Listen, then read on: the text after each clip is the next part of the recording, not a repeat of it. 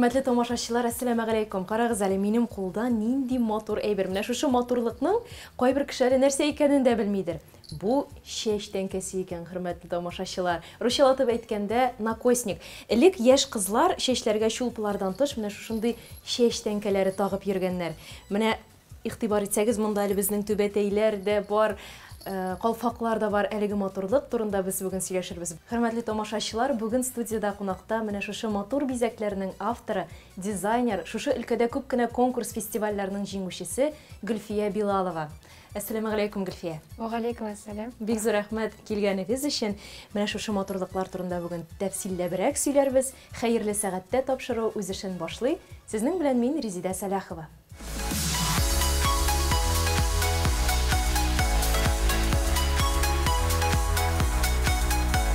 Пәйгамбәрбез аңа Аллаһның сәламе ва рәхмәте булсын. Чынлыкта исә Аллаһ Тәгалә без гүзәл һәм гүзәллекне ярата дигән. Син дә, Гөлфия, кичкенәдән шулай матурлыкны яратып, аңа хозурланып үстеңме? Әйе, әлбәттә, бәләкәй чактан ук мин матурлыкны күреп, сокланып үстем.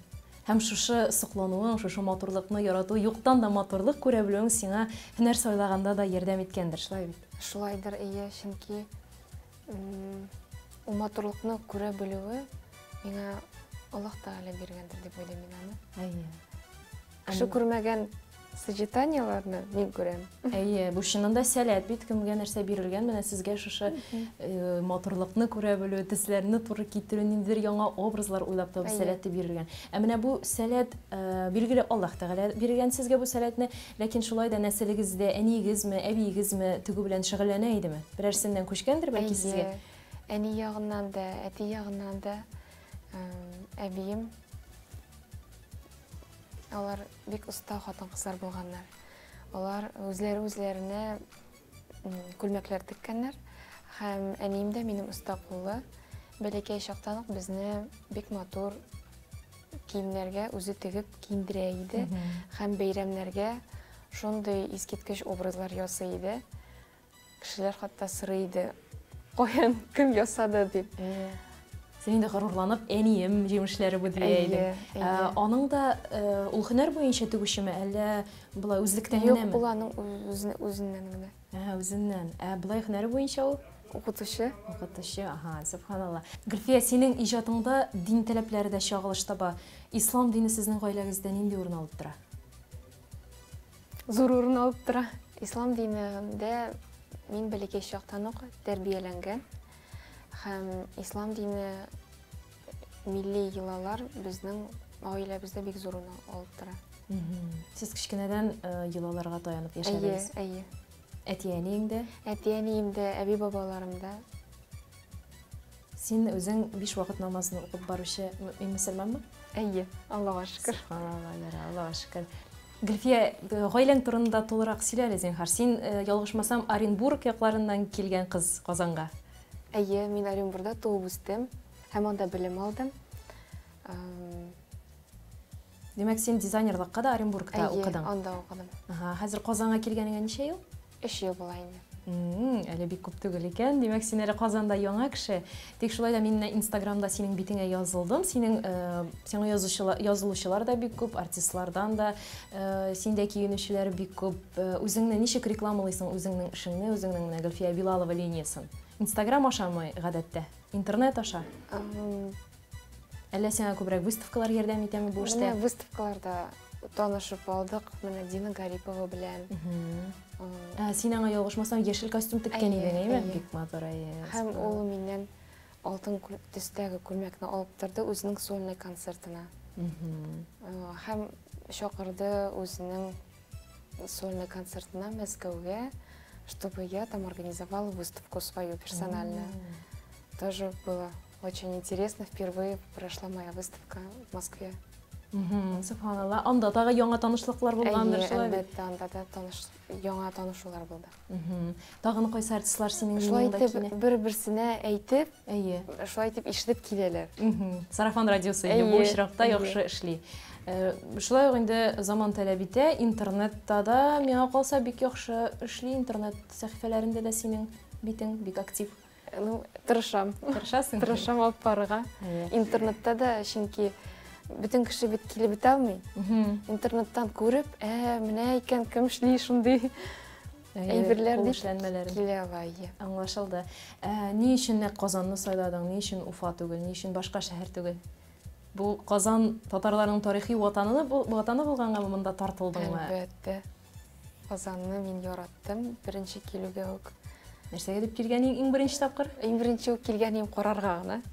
Турист буларак. Әйе, аннары килдем монда преддипломный практика үтәргә. Национальный музейга. Анда бүтән җәй яшәдем инде Казанда. Һәм аннары мин уйладым, мин монда киләчәкмен. Бу минем шәһәрем. Әти-әниләрең Оренбургта калды. Оренбургда, әйе. Гаиләдә сез ничә бала? Без 2 бала, апам бар. Ул кайсы шәһәрдә яши? Ул Казанда яшәйди, хәзер Оренбургда. Ул да иҗат белән ничектер бәйле кешеме? Юк. Аңлашылды. Син аны да киендерәсең инде, ул шулай ук. Бөтен гаиләмне киендерәм. Гөлфия, без синең белән ислам модасы турында, хатын-кызларның ничек киенергә тиешлеге турында сөйләшәбез. Даими сәхифәбездә дә сүз шул турыда барыр. Әйдә тукталып, әлеге сәхифәгә хозурланыйк.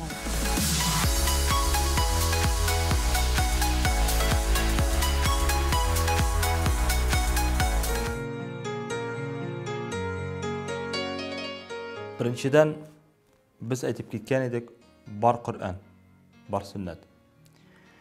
Alloh subhanahu va taolo Nur surasining 31-surasi oyatida bizga Nur surasining 31-oyatida bizga bu turda xabar beradi. Bismillahirrohmanirrohim. Va liyadribna bi khumurihinna ala juyubihinna va la yubdina zinatahunna illa li bu'ulatihinna. Ham oyat davom etadi. Ya'ni mana bu oyatda Alloh taolo aytadi: Ayt sin xotin-qizlarga, mu'mina xotin-qizlarga, kullil mu'minina bu oyat shunday boshlanadi. Ayt sin mu'mina xotin-qizlarga, yaghdudna min absarihinna, qoplasınlar ular o'zlarining ko'zlarini harom narsalardan. Masalan, nasani anglatadi? Biz bu masalani osha boshlagach, menimcha to'layim oshirga kerak. Nasani anglatadi? Xotin-qizning g'avratini qararga tegish tugul. İlla magar shashini qararga mumkin, qo'llarini qararga mumkin. Ham endi g'odi mana uyda nechik xotin-qiz yuri, mana shulay yori. Xotin-qizni qarasa bir-birisini. Ammo munshaga qo'y vaqtda kiralar shara kelish, erlarda xotin-qizlarda bo'lsa qat'iy tiyilgan. Bir-birisining g'avratini qarov harom. Bir-birisining g'avratini qarov harom deb sanaladi, chunki biz hayvon tugul, biz kishilar kishiliklikni saqlarga kerak. Ham Alloh taolo aytadi, mu'minlarga da, mu'mina xotinlarga da ayt, bir-birisine qaramasınlar, haram dey. Ya'ni bunda bor kuru, bor qarov. Men kuru turunda aytmayman. Bor qarov turunda. Ya'ni kuru ol bilasiz o'zingiz endi. Ko'ribgina ketdi, ixtibor bermadi. Shu. Qarov ol g'avratga qarov turunda so'z bor. Ahamiyat berib. Ya'ni sharakili shiri ulanga ahamiyat berib qarab turadi. Bu haram. Mana Alloh taolo boshda aytadi, xotin-qizlarga da, erlarga da bir-biringizga bir-biringizning g'avratini qarabag'iz. Ahamiyat bermagiz. Bu gunoh dedi. Hammasida Alloh taolo o'zingizning g'avratlaringizni zinadan saqlag'iz dedi. Ya'ni yaqinda kelmagiz zinaga. Zina ol Ruscha aytadilar, prelubodeyствие. Agarda biz anga ma'nosini oshib jibersak, anglatmasini bersak, ol nikohsiz jinsiy munosabatga kiruv deb ataladi. Mana bu zina. Mana buni Alloh taolo tiya, erlarga da, xotin-qizlarga da. Chunki biz hayvondan ayirmalı bo'laroq, hali bizning aqlimiz bor. Shunga ko'ra Alloh taolo aytadi, hayvon kabi bo'lmag'iz, bir-biringizni saqlag'iz. Ham bergan bizga uning o'rnida nikoh degan narsani. Agarda bir-biringiz bilan birga bo'lirga tilaysiz ekan, nikoh qilasiz, bolalar tug'dirasiz. Lekin bo'lsin, butun narsa Allohning qonuni bo'yicha. Agarda shulay bo'lsa, barakati bo'lacak. Ham Alloh taolo aytadi shundan so'ng, "Va liyadribna bi khumurihinna ala juyubihinna." Yapsınlar xotin-qizlar o'zlarining yovliqlarini ko'krak ustida, ham boshini yapsınlar dedi. Ham zinnatlarini yapsınlar dedi. Нәсә деген сөз ол ғауратын қапласындар, полностью, толысынша ғауратын қапласындар дейді.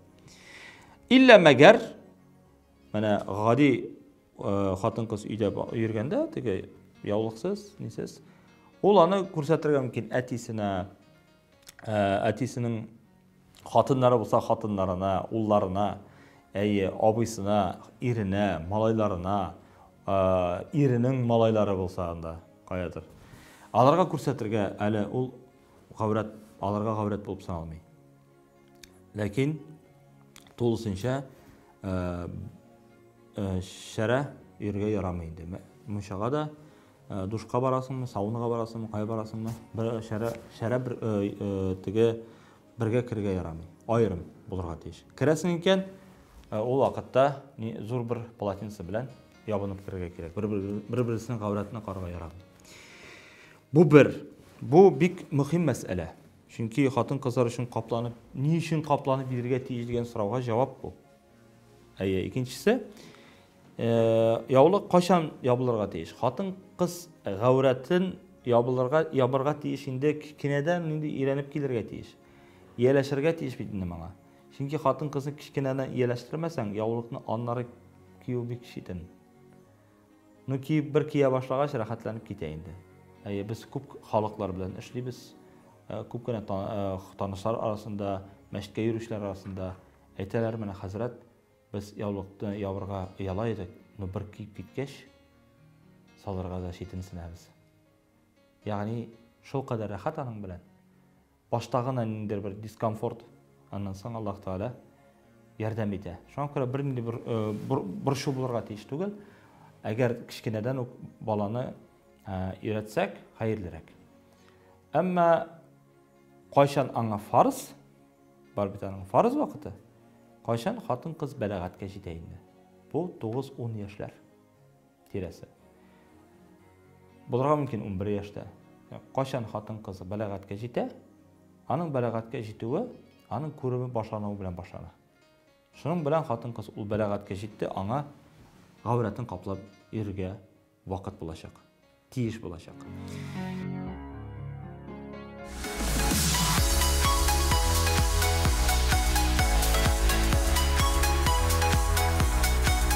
Хөрмәтле тамашачылар, Хызур ТВда сезнең белән мин Резидә Саляхова һәм студиябыз кунагы дизайнер Гөлфия Билалова. Без дәвам итәбез. Гөлфия, иҗат җимешләрендә миллилек кайчан калкып чыкты? Син иң беренче күлмәкләр теккәндә үк инде милли бизәкләр белән бизи идеңме аларны, әллә ансы соңрак килдеме? Миллилек килде миңа укыганда. Институтта 3-нче курста укыганда минем преподавателем әйтте, конференцияда катнаш. Һәм миңа темалар предлагать итте. Мин сойлап алдым тема «Татарский национальный костюм и современность». Һәм шул темага шул кадәр сеңдем, шул кадәр яраттым. Шуннан бирле шул теманы мин еракка җибәрмичә, шуның белән Һәм бүгенге көндә бу бик актуаль эш бит, чөнки яшьләрдә элек менә өлкәннәр кигәннәр, әйтәсе килгән фикерем шул, бүгенгесе көндә татар яшьләре менә шушы милли заманча күлмәкләрне бик яратып кияләр. Ирләр дә менә заманча футболкалар кияләр, ниндидер милли бизәкләр белән. Миңа калса бу бик кирәкле эш. Әйе, менә ул направлениесе күптән түгел башланды. Әйе. Ләкин аны миңа калса яшьләр бик рәхәтләнеп күтәреп алдылар. Әйе. Менә шушы юнәлештә эш итәргә тагын сине кемнәр илһамландыра? Белүемчә, син менә күп кенә фестивальләрдә, конкурсларда нәкъ менә шушы юнәлеш буенча җиңәсең. Национальный костюм, милли костюм юнәлешендә француз дизайнерлары да сине бик яхшы бәя биргәннәр синең эшләреңә шул турыда сөйләле. Васильев белән сине нәрсәдер бәйли? Васильев минем украшенияларга бик шок катты инде. Һәм әйтте дә ул, скажем так, слова наставления. Очень тонко видишь цвета и продолжай в этом духе. И приобрел серьги для своей коллекции. Он уже коллекционирует, Ага. коллекционер, историк моды.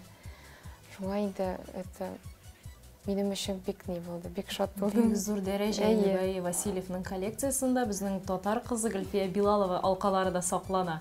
Шәп, искиткеч, субханалла. Менә син үзең шундый яшь кыз, шундый җитди эшләр башкарасың, татар милләтен, татар миллилеген алга сөрәсең. Шулай да синдә балаларча бер катлылык бармы? Әлбәттә бар. Син үзең булай тормышта бик шаян кызмы? Төрлечә була. Эш буенча булса, мин Бик җитди җаваплы әйе, карыйсың. әйе. Калган чакта Якыннарың белән син Әйе. инде җиңелчә, рәхәт. җиңелчә. Аңлашылды. Син хатын-кыз киемнәре генә тегәсеңме, әллә иратлар линиясе дә бармы? Хатын-кыз һәм балалар. Ни өчен менә хатын-кыз линиясе? Син хатын-кызның гүзәллеген ассызыклыйсың киләме, әллә аларны тагын да гүзәлрәк итәсең киләме? Одеть раздетых женщин. Вот, чтобы они почувствовали, что одежда может украшать. И я думаю, что мне это удалось, потому что когда я со своей коллекцией ездила по разным конкурсам, по разным городам, самые обычные модели, которые ведут светский образ жизни, они не хотели снимать мою одежду. Они просто не могли нафотографироваться и говорили, как такое возможно, как может мусульманская закрытая одежда быть настолько красивой. И я видела, как у них горели глаза, и я поняла, что мне удалось. Мне удалось достучаться, чтобы они поняли, пусть это мало людей, но все равно Ләкин это андый какой-то кешеләр артканнан вклад, арта да. бара. Ярый. Димәк, син максатыңа куйган максатыңа ирешеп барасың Әйе. дигән сүз. Бик әйбәт. Менә сине шушындый матурлык тудырган нәрсә илһамландыра? Каян илһам чыгана табасың? В основном это природа. Төсләргә кагылышлы буйлы Әйе, табигать. төсләр, чәчәкләр, кояш, күккә карарга яратам. Анда төрле образлар табам мин. Һәм икенчесе национальный костюм. Любой, не обязательно татарский, национальный костюм для меня это кладовая знаний, кладовая мудрости. Столько заложено смысла, просто можно черпать бесконечно. Димәк, син башка милләт милли костюмнарында өйрәнәсең. Ну, в основном мин татар костюмы белән эшлим, һәм ул теманы күтәрергә тырышам. Тик илһам өчен икенче ергә дә карарга мөмкин. Үрнәк дип кемне атар идең? Бәлки ниндидер бер чит илме, рус дизайнерымы сине илһамландырадыр, аның иҗат җимешләре? Үрнәк итеп мине илһамландыра бүгенге көнгә.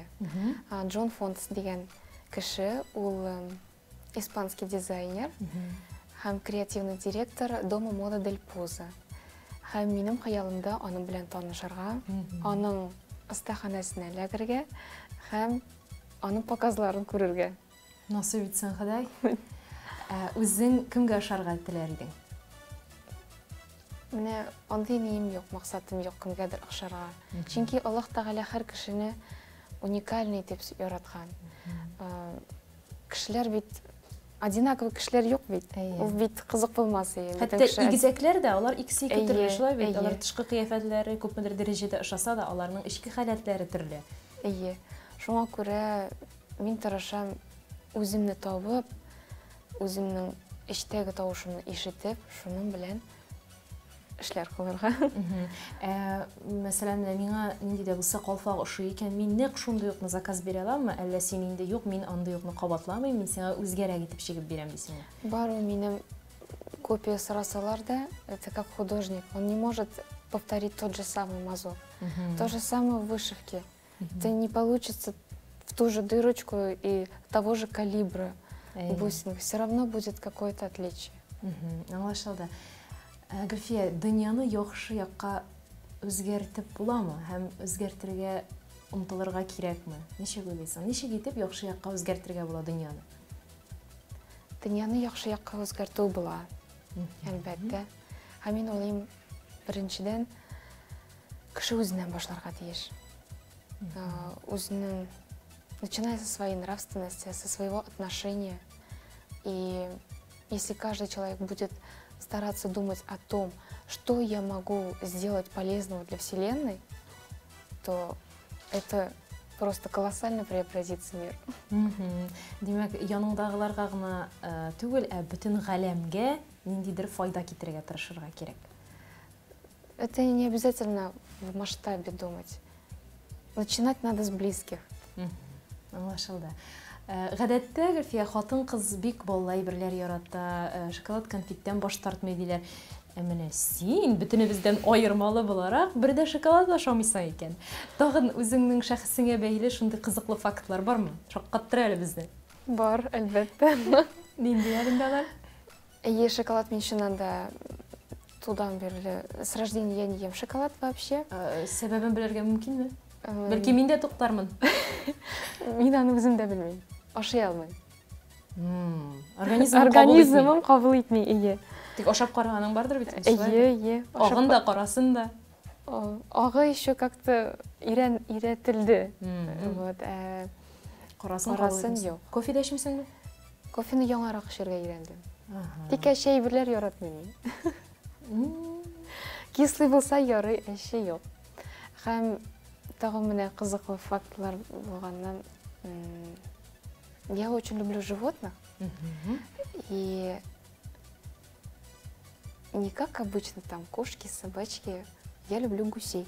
Гусей! Ялла! Син бер дә кас эшләгән юкмы әллә? Бармы? Тик шулай да мәхәббәтең кимемәде инде аларга карата. Юк, минем балачагым алар белән бик бәйле. Һәм 8 яшь булганда мин аларны үземә ияләштердем. Алар телендә мин сөйләшә беләм әлеге дә вакытта. Һәм в общем, я их так себе приручила, что они реагировали на мой голос. И могли с другого конца села, услышав меня, прилететь. Именно не прибежать, а прилететь. И они действительно слетались и окружали меня, а соседи просто шок катып калалар. Субханалла, бу нинди тавыш чыгарайдың соң сен шулай. Мин кака дип әйтәбез инде балаларны да. Алар ничек әйтәләр? Син нинди тавыш чыгарасың аларны үзеңә ияләштерер өчен? Ну, Ашинде безгә алсырыңды. Юк инде, алар гына белеп калсын. Һәм авылдашларың. Әйе. Инде ул җәй көне була иде. Шул җәй көне бәпкә киткәндә, аннары каникуллар биткәндә, самый грустный момент — это момент расставания. Это когда уезжаешь учиться в город, а твои верные друзья остаются. Җылатасың бит. Ничек саубулаша идегез сез кочаклашып? Инде алар синең канатлары Алар белән. шуннан да кочаклаша беләләр. Шуннан канатлары белән. Алар шуннан да. Менә нигә мин аларны яратам? Потому что они чистоплотные. Они не обжоры. Вот. И они вот едины. То есть очень умеют охранять свою семью. Это вот так меня вот вдохновляет. Я смотрю на них и думаю, вот бы люди так. Кызык булды әле бу. Тавыклар сине алай илһамландырмыймы? Юк. Үрдәкләр. Тавыклар, они же даже вот гуси, они выросли, они все равно с семьей живут. Тавыклар бит әзгенә чибиләр үсте, бетте, ул бит аларны ташлый. Я просто наблюдаю за ними. И үрдәкләр дә шулай. Алар бөтенесе дә түгел. Менә инде уткалар еще гаилә белән үскәчтә, гаилә белән йөриләр, кучка. Ә мондай обычный үрдәкләр алай түгел. Шәхсән үзеңнең гаиләң турында нинди хыялларың бар? Бәлки күп бала анда. Ничә бала? Үзегез менә 2 бала үстек дисең. Әйе. Синең гаиләңдә ничә бала булачак Алла бирсә? Мин уйлыйм 2-3 дип. Яра, бирсен Ходай, Алла бирсә. Безнең тамашачыларыбызга бер җөмлә белән нинди теләк теләр идең? Әйдәгез тырышыйк телебезне сакларга. Чөнки телебез сакланса, безнең милләтебез саклана. Тел, милләт һәм дин алар бик бәйле. бір-бірсіне. Мен өзімнің ішімде милләтебезнең саклары өчен шундый эш алып барам. Һәм һәр кеше шулай итеп Тырышса, үз гаиләсендә дә менә үз телендә сөйләп, телене саклар өчен хотя бы шулай итеп тырышса, ул бит вклад будет. Әйе, чыннан да син әле Оренбургта туып, әле 3 кенә ел Казанда яшәсәң дә, синең инде телең шактый камилләргә кирәк, субханаллах. Рәхмәт. Шул сүзлек составыңны гына әзрәк зурайтасы бар. Булай синең бернинди акцентың да сизелми. Чөнки гаиләдә шулай итеп без үз телдә сөйләшеп тудык һәм булды вакытлар укытучылар әйттеләр. Ничек татар телендә сөйләшәсез иде. Сезгә нәрсәгә инде ул сиңа кирәкмәячәк. Алда тормышыңда. Тик әниләргә рәхмәт, әбиләргә рәхмәт. Мин әбиләргә гел килгәндә җәй көне әби миңа һәр вакыт әйтә, рус телендә минем белән сөйләшмә, мин рус телен аңламыйм да белмим дә. Шуңа күрә телне вата-вата, мин татар телен өйрәнеп, сөйләшә идем. Димәк, синең балаларың да татарча беләчәк инде, Алла бирсә. Иншаллах, Алла бирсә. Чөнки әби бабалары татар булган кеше түгел, оныклары татарча белгән кеше татар була ди. Шуңа күрә әгәр дә синең оныкларың татарча белсә, Алла бирсә, син чын татар кешесе булып саналачаксың, Алла бирсә. Рәхмәт. Һәр барчабызга да шулай насыйп итсен Ходай. Бик зур рәхмәт. Тагын әйтер теләкләрең, әйтер фикерләрең бармы? Менә синең, мәсәлән, шәхсән синең татар дизайнерларыбызның хәзер күбәеп бара бит. Синең кул эшләнмәләрең нәрсәсе белән аерыла башкалардан? Менә мондый чәч тәңкәләре әле минем башка дизайнерларында күргәнем юк иде бугай. Мин дә аларны күргәнем юк башкаларда. Каян башыңа килде бу әйбер? Менә шул диплом коллекцияны эшләгәндә очень плотно изучала татарский костюм. И я смотрела с позиции, как это можно преобразить в современность. Как сделать так, чтобы на сегодняшний день современная девушка захотела это надеть. И думаю, что Аллаға шүкір удалось. Бүгінгі күнгә мин үземдә менә Хәсидәне киеп йөрим. Калфаклар киябез бит инде хәзер бик еш. Менә шушы чәч тәңкәләренә бәйләним әле тагын. Аны сатып алып кигән кеше бармы бүгенге көндә? Озын тулымлы кызлар. В основном для выступления берут. Сәхнә өчен. Әйе. Әле менә тормышка кирип китә алмый. Әйе, менә Хәсидә тормышка кирип китте. Чөнки ул сумка кебек тә аны итеп була, киеп була. Үземдә мин аны киеп, кешеләр каян алдың дип сорыйлар. Чәч тәңкәсе әле, я думаю, это в процессе. Киләчәктә китерәйме? Ярар, бик зур рәхмәт шушы файдалы мәгълүматларың өчен, шушы сихри дөньяң өчен, үзенчәлекле фикерләрең өчен рәхмәт сиңа, тагын очрашырга язсын. Сиңа илһам телибез, сүнмәс илһам чыганагы, шулай эшләрең алга таба барсын, клиентларың артсын, рәхмәтле клиентлар булсын. Амин. Уңышлар сиңа. Рәхмәт сезгә дә.